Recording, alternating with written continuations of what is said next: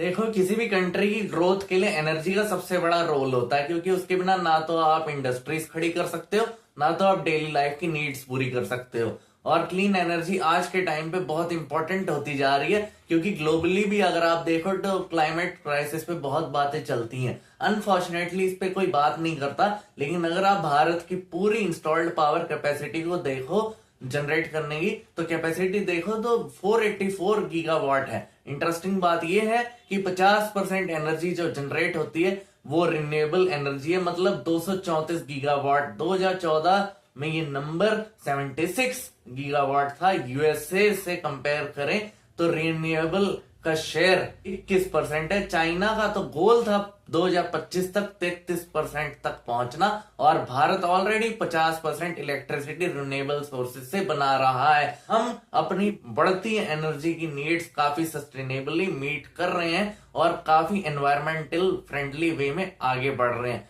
50% renewable energy सबसे बड़ा share है सोलर एनर्जी का। ये भारत के लोग आजकल बड़ी तेजी से सोलर पावर को अडॉप्ट कर रहे हैं। देश में बड़े से बड़े सोलर पार्क बनाए जा रहे हैं। देश का सबसे बड़ा सोलर पार्क है राजस्थान में। दुनिया का सबसे बड़ा सोलर पार्क है 1400 एकड़ में जो बना हुआ है। 50% हम हमारी क्लीन एनर्जी जो आधा हिस्सा है सोलर से जनरेट कर रहे हैं। 24 लाख घरों में इस टाइम पर यूज हो रहा है। सोलर पैनल लगे हुए हैं, गांव से शहर सब जगह लगे हुए हैं। और इंस्टॉलेशन की कॉस्ट पहले थी 2010 में 200 रुपए पर वॉट, पर अब 9 रुपए पर वॉट पड़ती है। पीवी सेल्स और सोलर मॉड्यूल्स, भारत जो है चाइना पर डिपेंड होता था। डोमेस्टिक मैन्युफैक्चरिंग तेजी से ग्रो होती जा रही थी। हम सेल्फ रिलायंट होते जा रहे हैं। इलेक्ट्रिसिटी कट की प्रॉब्लम पहले गांव में बहुत ज्यादा थी। भारत में ग्रोथ का दूसरा सबसे बड़ा इंजन है manufacturing sector. Advance material and manufacturing में टॉप 5 कंट्रीज का चार्ट है।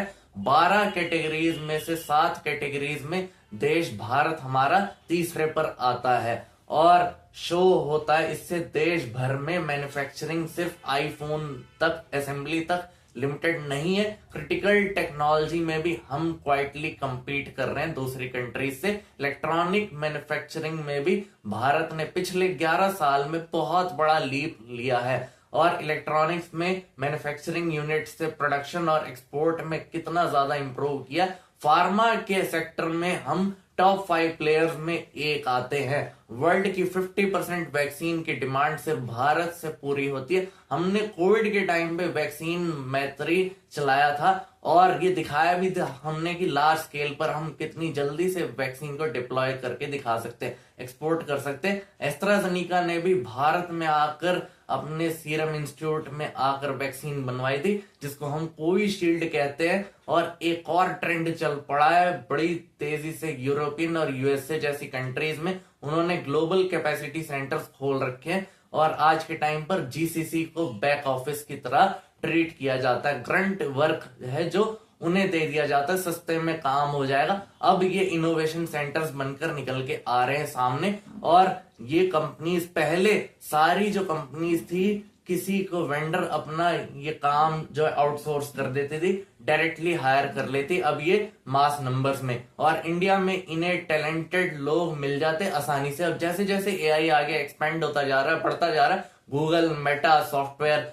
ये सब अपने डेटा सेंटर्स भारत में खोल लिए और अनाउंस कर दिया। या तो 10 बिलियन या 20 बिलियन की इन्वेस्टमेंट प्लान हो रखा है। और लखनऊ, नोएडा, हैदराबाद, विशाखापट्टनम, गूगल पे सर्च करके देखना, डेटा सेंटर को लेकर भारत में $100 बिलियन तक की इन्वेस्टमेंट कमिट हो चुकी है। 2027 तक व्हीकल मैन्युफैक्चरिंग एंड एक्सपोर्ट में भी हम बहुत ज्यादा अच्छा परफॉर्म कर रहे हैं। पिछले साल पहले क्वार्टर में हम भारत में 14.5 लाख व्हीकल एक्सपोर्ट कर चुके थे और पैसेंजर व्हीकल सेगमेंट में all time high unit export हुए थे।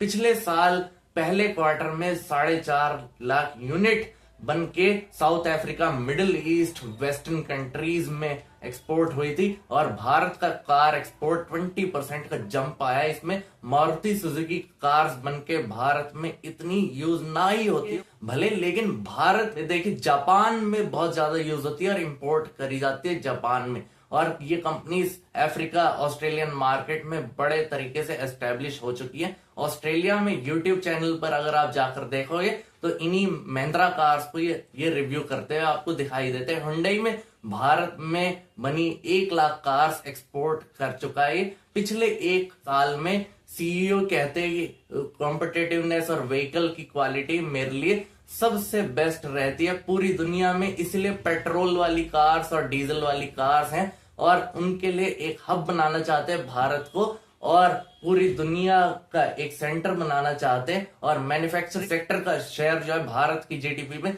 17% है। लीडिंग स्टेट है तमिलनाडु और उसमें 25% का शेयर रह चुका है। लेबर रिफॉर्म हुए थे, इस वजह से मैन्युफैक्चरिंग सेक्टर को भी ज्यादा पुश मिलने वाला है। मदर ऑफ ऑल रिफॉर्म्स माना जाता है इसे और मोस्टली लॉज जो है भारत में जो थे इंडिपेंडेंस से पहले थे और ये अब रिपील हो चुके हैं और इनकी जगह सिर्फ इंट्रोड्यूस हुए हैं 4 मेन लेबर कोड्स, जिनकी वजह से कंप्लायंस और ईज ऑफ बिजनेस है बहुत तेजी से बढ़ने लगा है। और गिग वर्कर्स और अनऑर्गेनाइज्ड सेक्टर के जो वर्कर्स हैं, सोशल सिक्योरिटी बेनिफिट्स के बात है इसमें लिखी हुई है और लॉजिस्टिक्स में लिखा है और इंफ्रा में भी हम बातें करते हैं। इंपॉर्टेंट फैक्टर है ग्रोथ के लिए, चाहे वो ट्रेन मैन्युफैक्चरिंग करना हो या ट्रैक को इलेक्ट्रीफाई करना हो। रेलवे नेटवर्क 99% इलेक्ट्रीफाई हो चुका है। हमारी इंडियन रेलवेज वर्ल्ड की लार्जेस्ट इंडियन ग्रीन रेलवेज बन चुकी है और सोलर में ट्रांजिशन होता जा रहा है और 4,500 इंस्टॉल्ड मेगा कैपेसिटी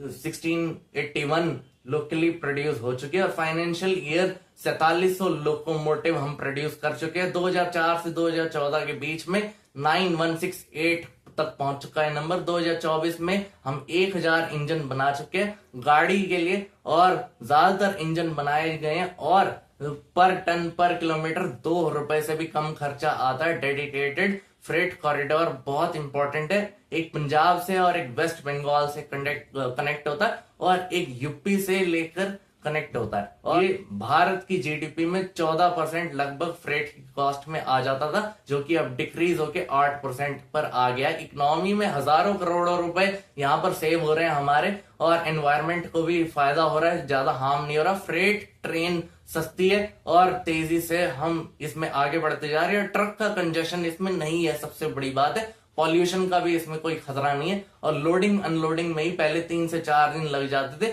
टेक्नोलॉजी की वजह से अब ये 1 दिन से भी कम का समय लगता है इसमें। हम सिंगापुर और यूएई से भी बेटर इसमें परफॉर्म कर रहे हैं और भारत का रुपया गिर क्यों रहा है, इसमें हमारी इकोनॉमी में कुछ फर्क पड़ेगा, इम्पैक्ट पड़ेगा, इस पे बात करते हैं। अब क्या इम्पैक्ट पड़ेगा भी या नहीं। और चाइना को हम देखते हैं तो वो जान के अपनी वैल्यू को, करेंसी वैल्यू को डाउन करता है। 1 किलो सामान जैसे पहले 200 रुपए का होता था, अब 1 किलो सामान कोई हमसे देश 100 रुपए में खरीदेगा, मतलब कम रेट हो चुका है तो कंज्यूमर हमसे और ज्यादा सामान खरीदेगा, मतलब एक्सपोर्ट बढ़ेगा इससे। और बाकी आपका क्या कहना है हमें कमेंट करके जरूर बताएं। वीडियो पसंद आई वीडियो को लाइक कीजिए, शेयर कीजिए, सब्सक्राइब कीजिए। हम मिलते हैं अगले वीडियो में। जय हिंद, वंदे मातरम।